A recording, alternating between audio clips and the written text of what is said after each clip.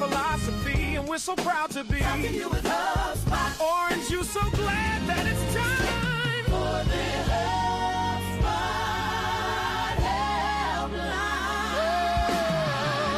helpline. Kind of wish that song didn't end. I am not Dharmesh, although I am in founder mode. He's well. This is just a background, so let that be an Easter egg to the people that joined later and weren't here as soon as the show started. I'm Rob, the mayor of Inbound. I'm joined, as always, by the very orange-wearing George B. Thomas. Don't ask him what the B stands for. You can't afford it. Casey Hawkins. I'm not going to mention Greyhound of the Helpline today because she is so much more than that. By the way, my wife said that you were her favorite cast member of the show and that she didn't understand HubSpot as well as she probably should just by osmosis, but she thoroughly enjoyed listening to you cover your segments. So I get that a lot, actually. That's most of the feedback that I get. It's all positive. So shout out to my wife who is on the road today, but she did say Casey Greyhound of the Helpline Hawkins is her favorite. No offense to anybody else. And we also have Kyle Jepson, who is stewarding a new generation of HubSpot evangelists in. Would like to hear an update on that later in the show, but he is the OG. And in the background somewhere, taking all of our complaints and feedback is Mr. Chris Carolyn. He is unwell today, but he's still showing up like a trooper. How are we on this Wednesday, ladies and gentlemen? Concerned about Dharmesh, but otherwise fine. He's fine. John Lennon will not tell you anything, by the way. He is sworn to secrecy. And I'm just here. I was very inspired by a couple of posts, Dharmesh saying, like, gloves are off, founder mode time. I'm ready to go. So, no, again, he has not been kidnapped. But I'm just hanging out. I felt very inspired by his awesome, I would call it iconic background because he does a lot of podcasts, and whenever he is on video, I feel like he's in this area. So, Dharmesh, if you're seeing this is just flattery. This imitation is the sincerest form of flattery. My understanding is that even though that is the actual room he broadcasts from, he himself uses a false background, so it's always just maybe so it's always clean. Yeah, that's what I was thinking. You mean there's not a fort behind him? Like you don't see the seasons change, you know. Yeah. He is timeless. That's a good move. So the rookie move, I think he probably learned this, but using the same background every time means people can steal it and use it for their own purposes, like I'm doing. Who would do that? Oh, nobody. No, just crazy, deranged people in orange attire would do it. Speaking of Casey Hawkins being the favorite on this show by my wife, we have to get to our initial segment, which is a recurring favorite. It's time now, pause for production, for update of the week. And I believe that you said this week's favorite update is, George, you got a drum roll for us? Oh, I don't, but I need to get one, don't I? You do. Yep. Hang on. There we go. Close enough. And she's muted. So we're off to a really hot start on today. As always, nailing this. So we covered 27 updates over 3 shows this week. Before I get to the number one, I want to frame what stood out to me this week. A lot of the updates were not flashy new features. They were HubSpot quietly lowering barriers to tools that already existed or filling gaps that have been annoying for people for a long time. My top 5, email workflow is now in public beta. Previously, this was only available in limited private beta. Now anyone can request access. Automated emails triggered directly can trigger workflow logic now. Custom events is now available to pro subscriptions. This was an enterprise-only feature until now. Custom events let you track specific actions. Adding line items through to deals through workflow actions. If you've been using custom code to do this, you can now do it natively. And contact email logging to create new contacts from logging emails. Previously, when reps logged an email that included someone not in your CRM, HubSpot now can actually create that contact automatically. It has been a gap for years, and Chris mentioned on one of the shows where we were covering this that it was always like an awkward conversation with clients when you were like, they were like, why isn't this person in the CRM? Why isn't this email logged? And you had to be like, well, they have to be added first. So happy to see that. But the number one update of the week,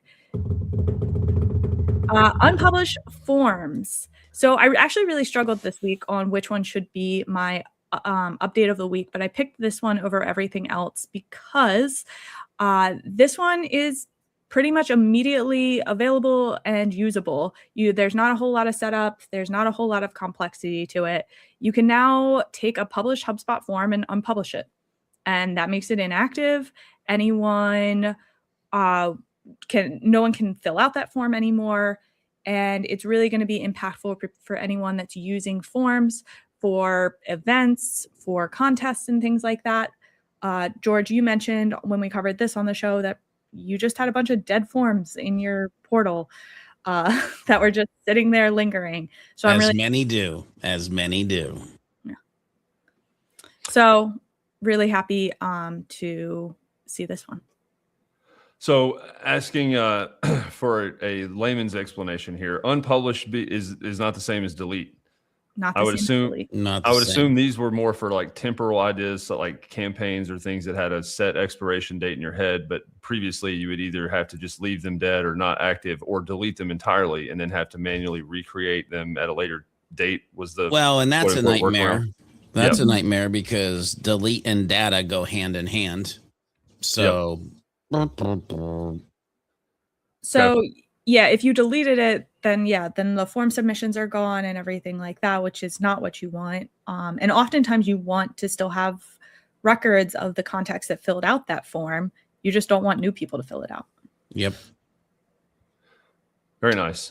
It is a beta still, so you still need to request it at this time. But now here's what I think would be really interesting. And again, this is beta, but I'm that guy, so I'm going to push the limits. If somebody unpublishes a form, they should get an instant notification of what page or pages it was located on so that they can then edit or modify said page. Or if it is a set of landing pages, because let's say they were running ads, 5 different landing pages, same form, because it goes to the same funnel. Maybe they get a warning to then go unpublish those landing pages because there's now not a conversion point because the form just got unpublished. Like these things should connect together somehow in the future. Do they not now? Because I know with a lot of times when you're trying to like even archive properties or stuff, it shows like used in and assets and stuff. Share my screen. Casey's saying share screen. So it shows workflows. I actually made a comment a couple weeks ago, a LinkedIn comment, because lists are not on here specifically, which was a pain point that I had when trying to migrate from the legacy tool to the new workflow, the new form builder. I wanted to know which lists segments. Which luckily one of my colleagues was smarter than I was and just submitted the form and then looked at the test record and looked which segments they were added to. I don't know why I didn't think of that. He said it and I was like, duh. But it should, that is definitely a workaround though. Yeah, it shouldn't be that way. Like, and that's the thing, like Kyle, this is a beta, right? And so when, again, if you go look at the beta thing, I don't think there was anything in that of like, and if you unpublish form XYZ will happen. I just wanted to state that so that the product team can think about, well, yeah, after this comes out of beta, we should make sure, and they might already be thinking about it, by the way. I'm not that smart. But if once it comes out of beta, if somebody unpublishes, then XYZ should happen. And I agree with Casey, what you're saying. There should be a list of all the things that this form would be connected to that we might need to pay attention to. Yeah, because I don't see just highlighted. I don't see pages on here either. Workflows is the only thing here. I usually, if I'm trying to find what pages you got to go back one. I go to submissions too. Go back one, and then over there, there's a link where it appears on XYZ page, and then you can go to the. Right. Yep. There we go. So imagine, because that's there, you unpublish, it sees 1 place, 2 place, 5 places. I wish I could be Rob Jones and turn that into a Dr. Seuss rhyme somehow, but I can't. And then all of a sudden you would get a notification of like, you're impacting these 5 landing pages. Hold on. Casey highlighted some text that said you can't unpublish if it's used in places, right? So like if you just choose, I mean, this is a leap of faith, but if you choose one of those forms that's used on like 5 pages and try to unpublish it, Casey, what happens? Just blocking, I wonder. I'm checking, but also I'm waiting to be added to the beta. So oh, this is a private beta you're not in yet. Okay.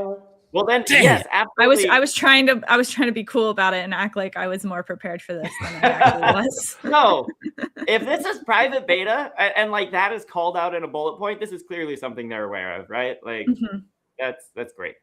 I thought for some reason this was a public beta, but they'll do some more work before it gets there. 1 form, 2 form, beta only. We mourn. There you go, George. Hi, Christine. Wow. Hey, Christine is great. Love Christine.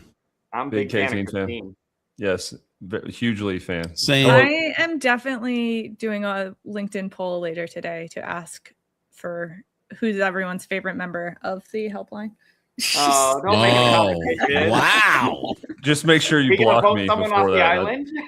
Yeah. We need to have our votes. Show them to the camera. Kyle, sorry, bud, but I'm out. You know.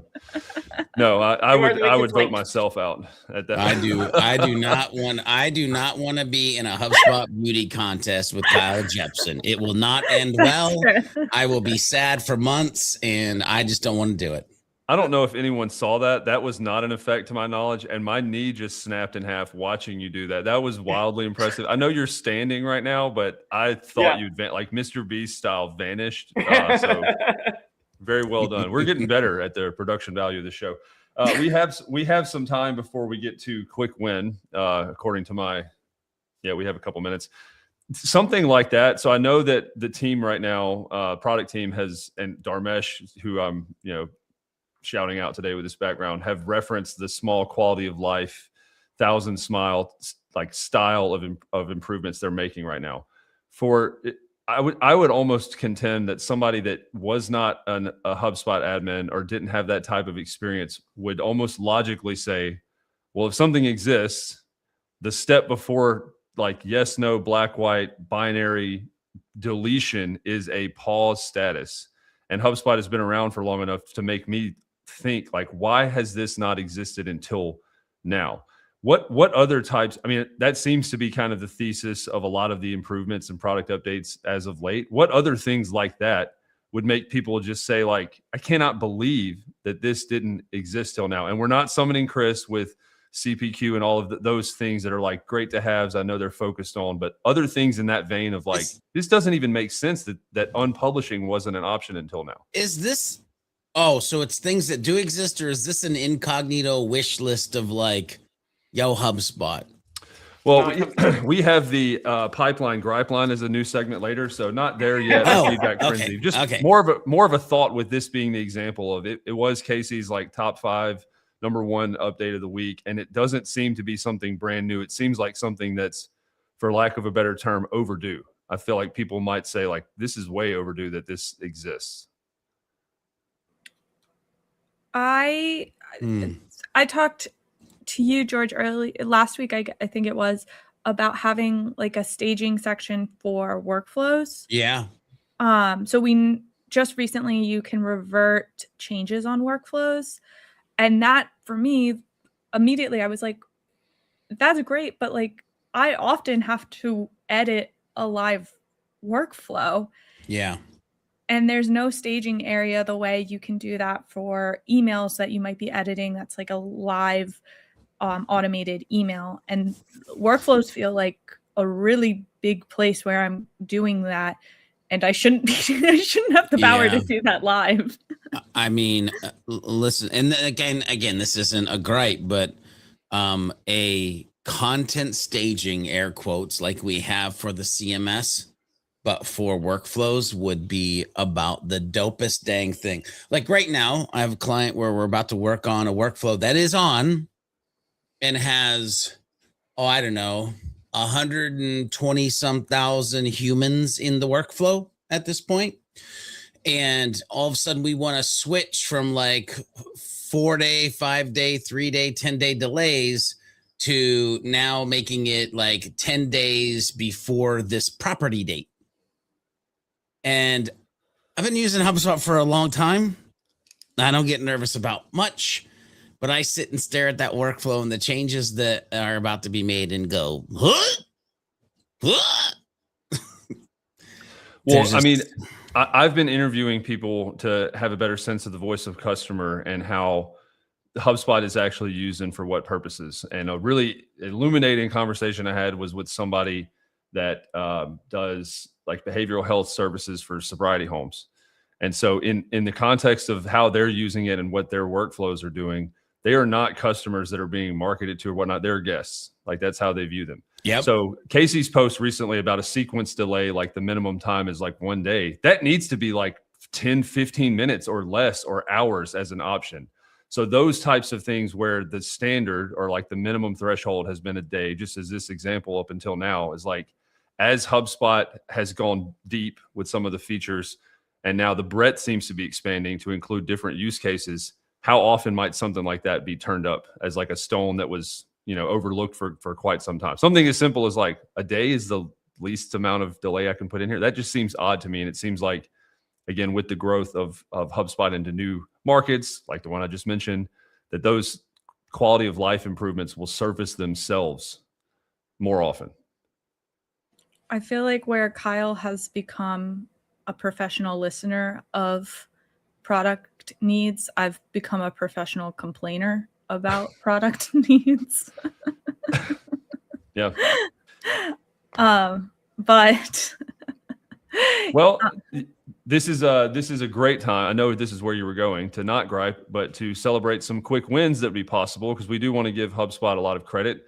So we're transitioning now into our next Casey Hawkins led segment, which is quick win of the week. Casey, once again, take it away. So my quick win of the week is one that I got to show a client recently, and I love when I'm able to show clients like quick things that exist in HubSpot. Chris, you can go ahead and put my screen up. So for this one, it is this is relevant if you are creating a property in HubSpot, specifically if it's a radio select, drop down, anything that has options, anything with options. And when you click the add option, that will give you just one individual slot, and you can kind of add things in that way. But what's really cool is the load options. And I use this paste a lot, and the presets are really great too. They have things like state is one that I use really frequently, the United States, entering those in. But the one I really want to show is from property. So if you have a record, let's say you're looking at the HubSpot subscription. If you're a consulting agency like I am, I might already have that property on the company record. But if I wanted to push that over to the contact record as well, I can actually take from the original property.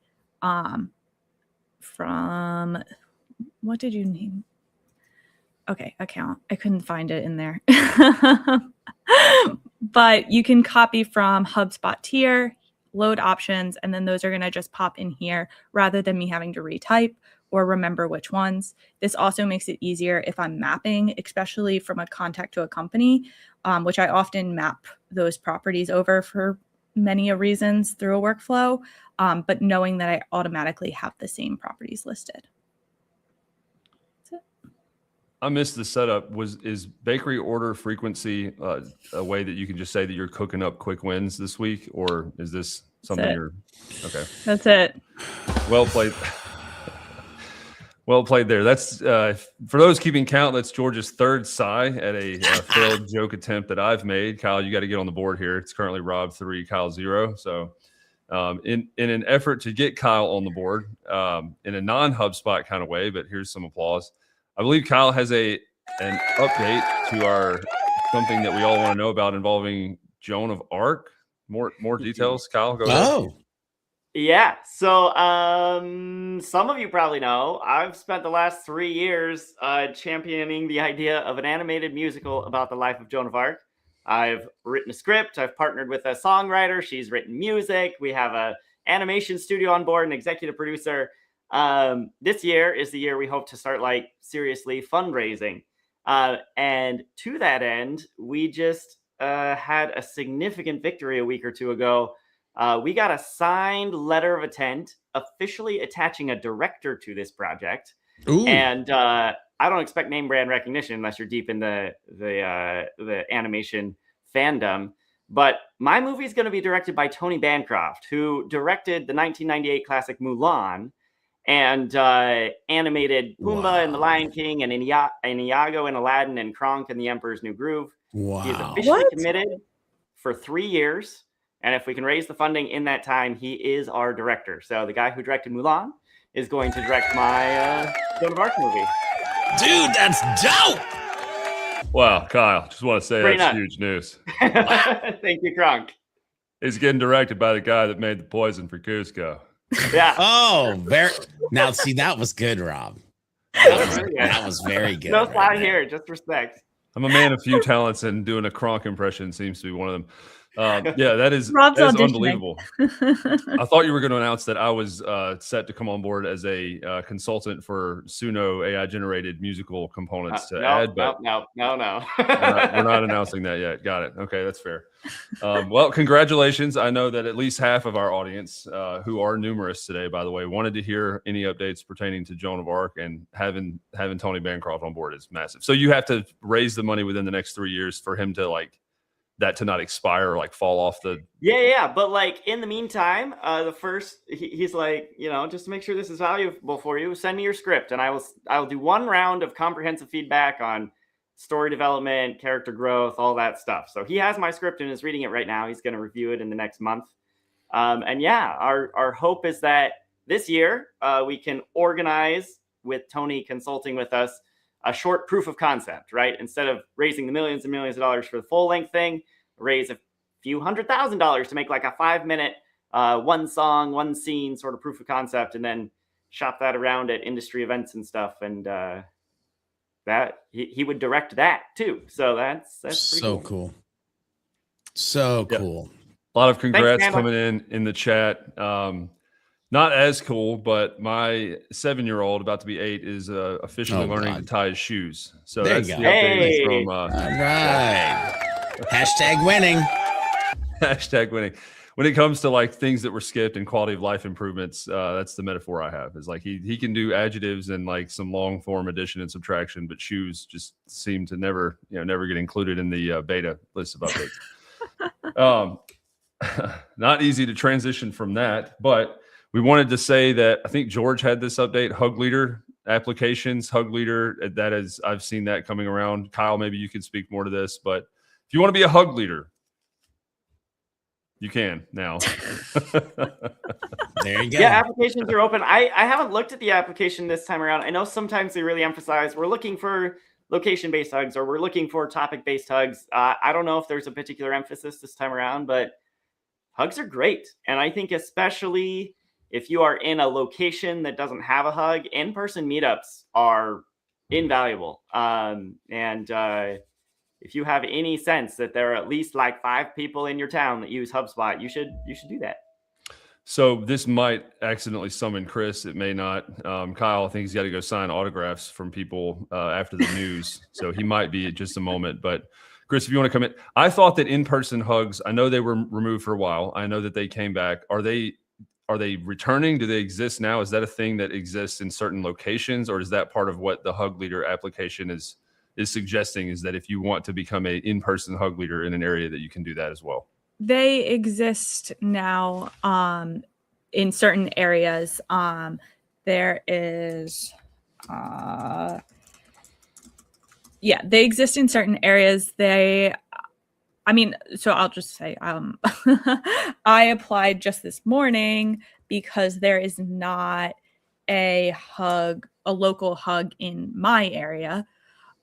So I just threw in an application this morning specifically for mine. Sorry, I'm just trying to get this up.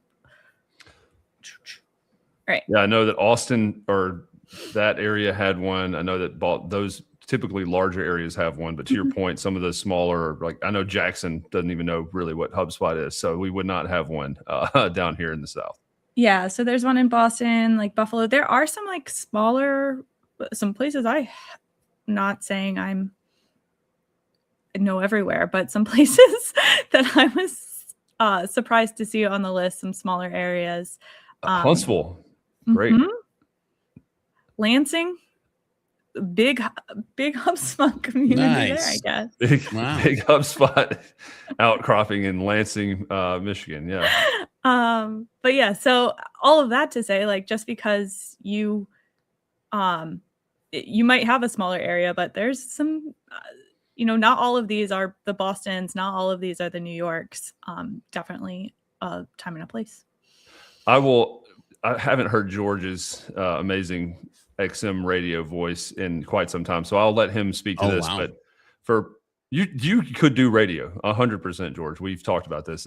Maybe that's that'll be my retirement plan. Maybe I'll find a local station and lay you're down listening some to the tracks. smooth, sultry sound. Look, the question I had to let you talk about this was for anybody considering applying to be a Hug leader or even going in person. I guess virtually is kind of an afterthought here, just for the question I'm going to ask. But what are the benefits to HubSpot networking and HubSpot connections in person as somebody that's been in the ecosystem for as long as you have? I feel like you could speak to the types of relationships, the things that you could learn, and possibly the benefits of maybe putting yourself out there for a lot of people that are, I think Casey's spoken about this, more comfortable, like not on camera or behind a screen or doing that. What are the benefits to like attending one of these Hug events? Yeah, I mean, listen, I've attended them in two different ways, as an attendee, but also as a speaker. And so if you want, usually dependent upon the Hug, especially if it's not virtual, but in person, usually it's at a cool location. Usually there's some fun things to do besides what you're going to do during the meeting. There's usually some beverages. There's usually some food. So it is a really easy way. I'm going to use the word network, but I don't mean network. It's just this easy way to be human, to talk to people, to learn things, to ask questions. And you can't get much more of a like-minded group of humans. Like, you're centered around HubSpot, right? It's not like you're going into like some massive conference center of like sales, marketing, and everything. It's like, they may do different things, but it's all about HubSpot. And so from an attendee standpoint, some of the funnest times I've had and some of the personal relationships that I've had, like, listen, I'll give you an example. I met Rachel Cougar at a Charlotte HubSpot user group. And then years later, sat beside her on a plane coming back from inbound with my wife, me and her, and was able to have conversations. But it's because we met at a HubSpot user group and then just kind of became friends and contacts, throughout the years. And so like, it can be long lasting depending on what you put in it. But then on the other side, Rob, and then I'll shut up, is like, you can learn a lot. Like, and so taking those intentional times to learn from other humans and just generate ideas of things that you maybe didn't ever think about. And again, virtually or in person, I just think is a smart move. Yeah, the context, the in-person stuff is good. I would argue that you can even, if digital is the only way or there's not one in your area attending those.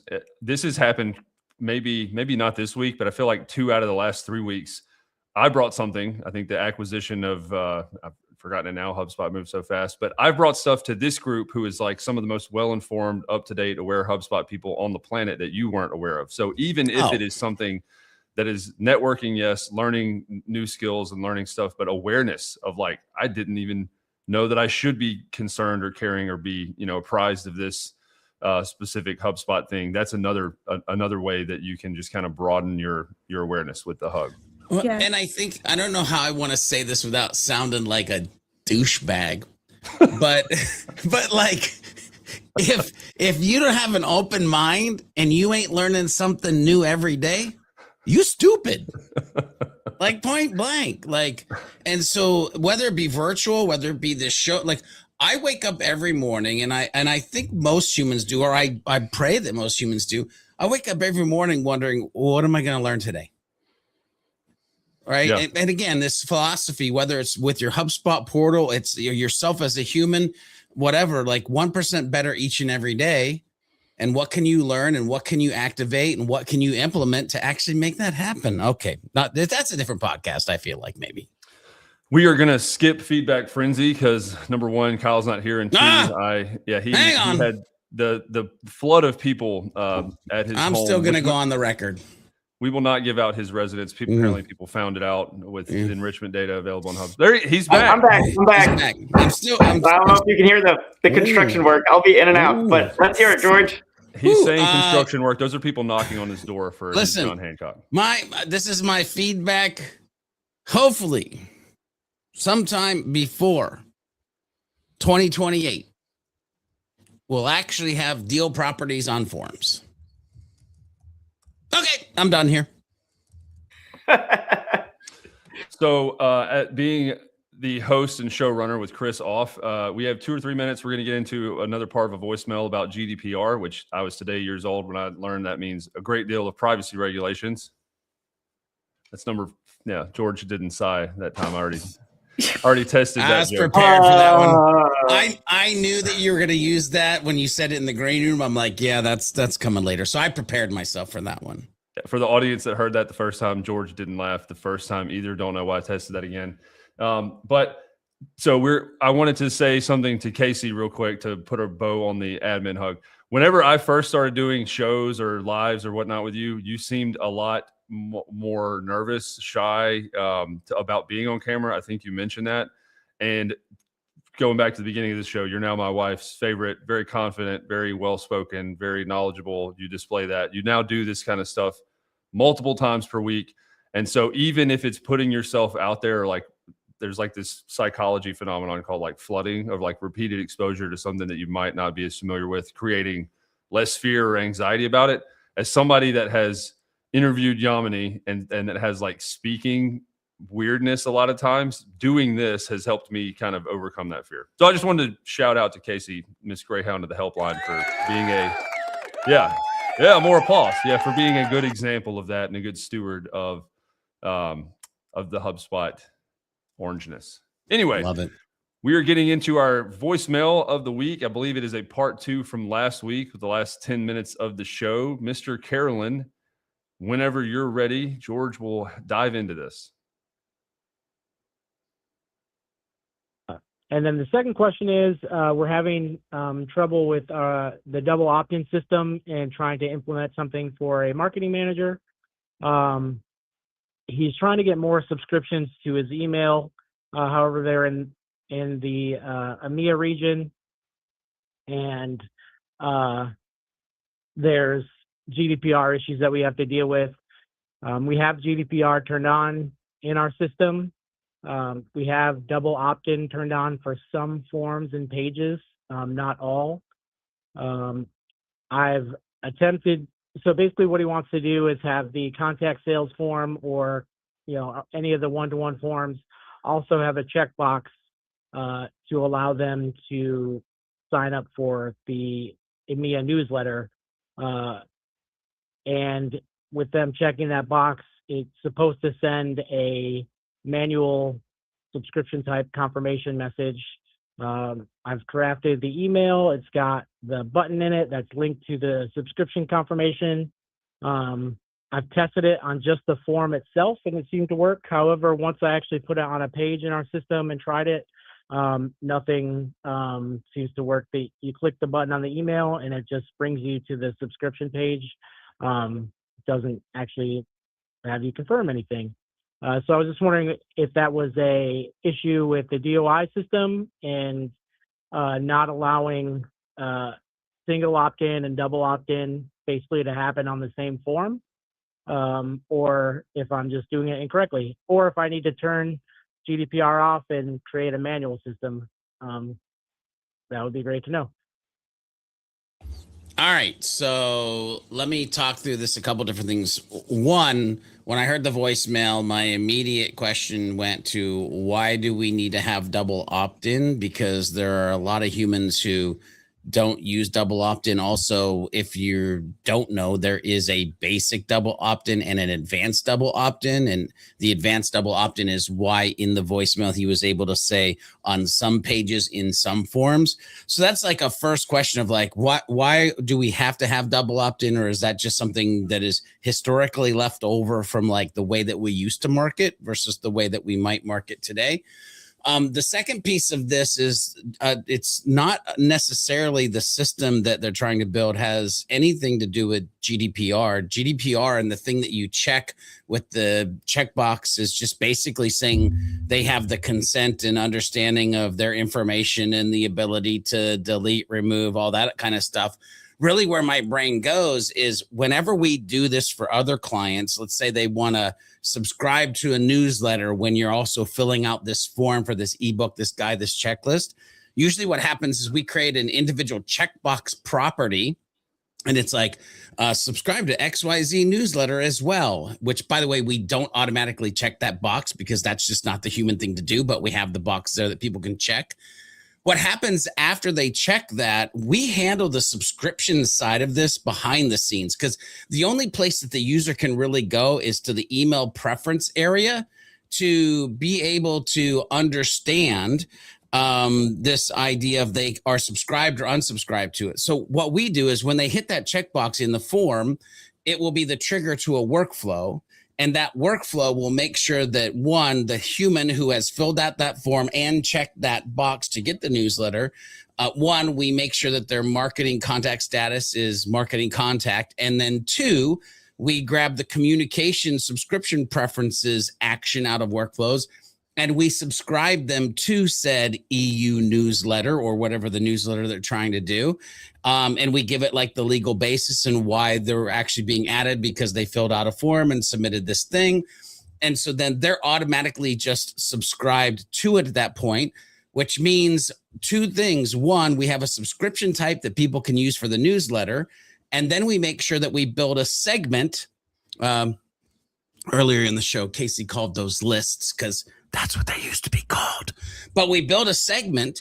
So now they have the EU or the whatever newsletter name segment that they can use to send to people by using also then the EA, EU, BA, whatever newsletter subscription type when they're sending the email.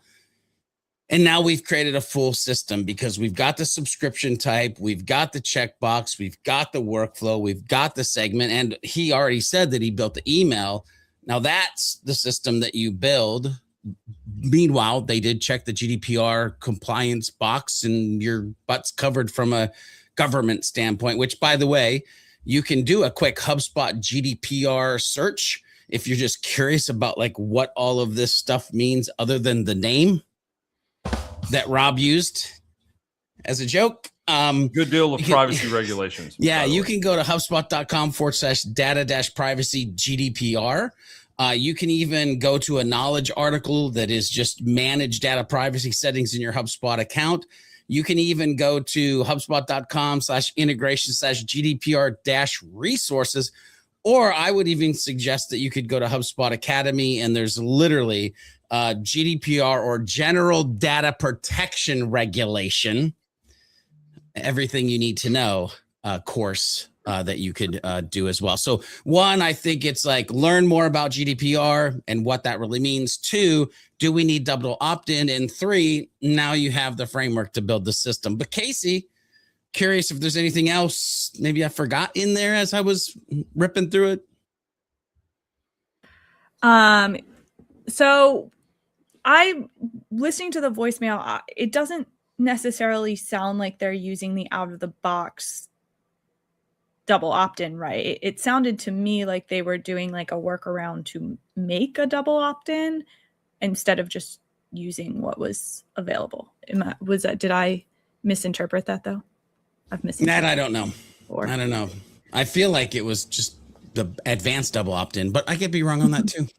Mm-hmm. A note from Chris in the background who is trying to help Kyle with autographs. I don't think they're at the same location, but He says, please note, just because the GDPR box is checked does not mean you're automatically compliant. It just helps you be compliant.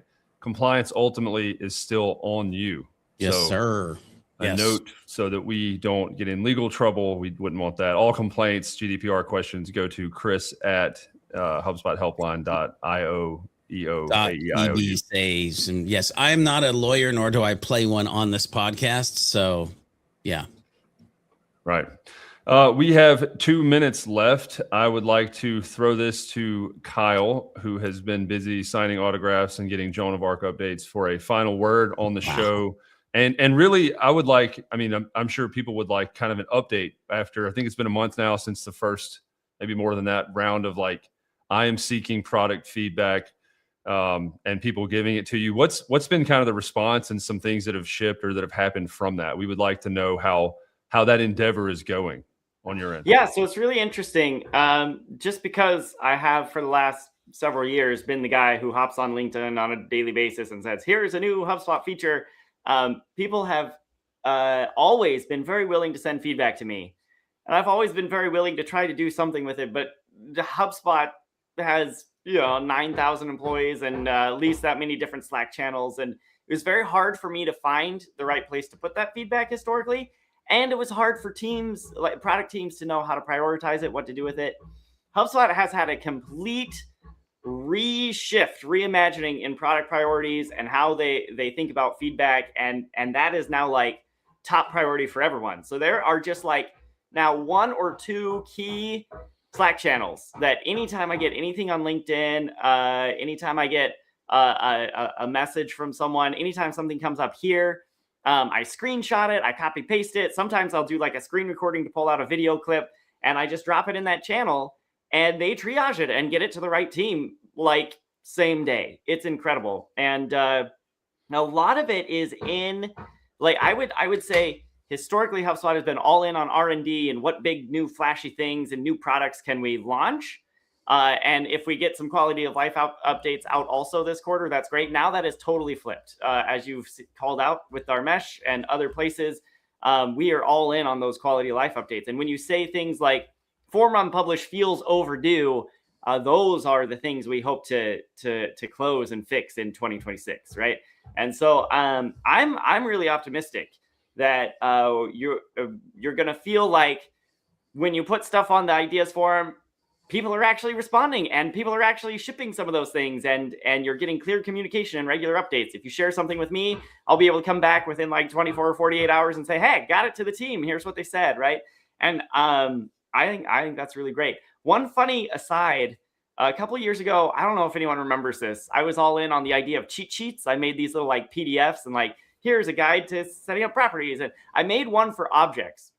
And like the whole thing is just like, it's really hard to define what an object is in HubSpot. If you define it this way, here's your list of objects. If you define it that way, here's your list of objects. But these ones over here don't do the same thing. And the last page of it was just like this grid I built with a list of objects and like features across the top, like custom properties, index page, workflow support, form support, all the things. And then like checkboxes and X's to help you visually see it. And I just built that to help people navigate the confusing landscape of HubSpot architecture. The product team found that, and that is like their roadmap, right? And they're talking about like, when you're on stage at Inbound, we want you to have a big printed version of this that you're going to tear in half and say everything works everywhere now, right? Like whether or not we actually get there by Inbound remains to be seen. I don't mean this to be a promise, but that is the attitude and the sentiment on the HubSpot product team right now. Like we want everything to be as consistent as it ought to be, right? We talk about unified customer platform and stuff. We want to deliver on that at even down to the most minute details. So I'm really excited about it. And yes, please send me your feedback because they want to know where the pain points are. They want to know where the inconsistencies are. So exciting. I love that. I have one hopefully short question. It's kind of like a Paul Harvey to end this. So we'll try. We're 2 minutes over. The rest of the story here. Yeah, the rest of the story here. So doing all this and getting feedback, I'm interested if there has been a time thus far in the last month and a half, 2 months, whatever it might be, that you ask for feedback, someone gives you something that stands out to you, you submit it, and then you're able to create a video with that thing being delivered from the product team. If that's happened, like how rewarding is it and how easy does it make your job as like evangelists to say, not only do we hear your feedback and are acting on it, but I can then turn around and give it to the rest of the community?